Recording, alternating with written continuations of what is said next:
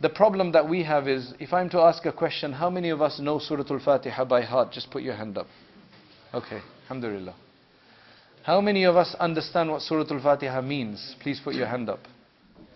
Now, this place has probably fared a bit better than other places. Generally, it's about 5% of the congregation that will understand Surah Al-Fatiha, something they've been reciting over and over again, many times a day, and they don't know what it means. Which I would say is the saddest fact of life. You could be the best in anything else that you do. You could be proficient in whatever else. You could think you have all of the gifts of the world. You could think that you have money in your bank. You could have a nice house. You could be a doctor. You could be whatever you think you are. But you don't know the meaning of Surah Al-Fatiha. You don't know, the people know the dua, Alhamdulillahi alladhi at'amana wa saqana wa ja'alana muslimin. You know the dua, Allahumma bismika amutu wa ahya. Alhamdulillahi alladhi ahyana ba'dama amatana wa ilayhi nushur. But do you know what it means? Or do you read it like a spell? That's why one of our ulama of the subcontinent, when he came 2 years ago, Mufti Salman Mansoor Puri of Madrasa Shahi Moradabad, he said, Hamari yahan duaएं पढ़ी जाती है, मांगी नहीं जाती है.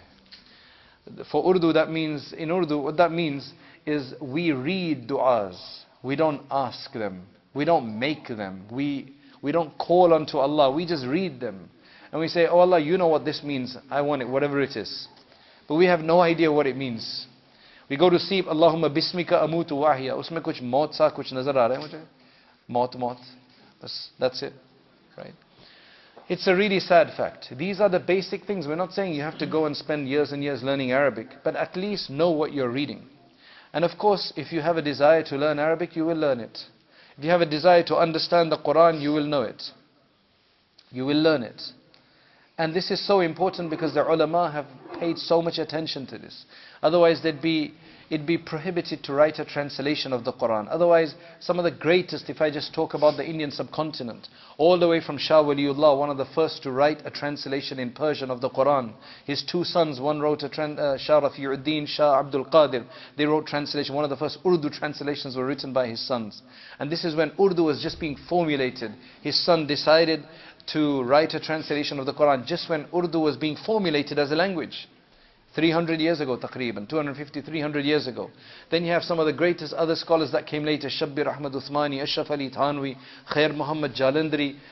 You have all of these great scholars, Abdul Majid Daryabadi, rahmatullahi alayhim. Then you have recently Mufti Taqi Uthmani, our Shaykh Hazrat Maulana Yusuf Mutala Sahab. All of these people, they've written translations of the Quran. What's the point of writing translations? Mufti Shafi Sahab. What's the point of writing translations if it's supposed to be prohibited? The Quran is not some kind of arcane and some kind of secret cultish book that only the few people can understand it. No, it's for us to reflect upon.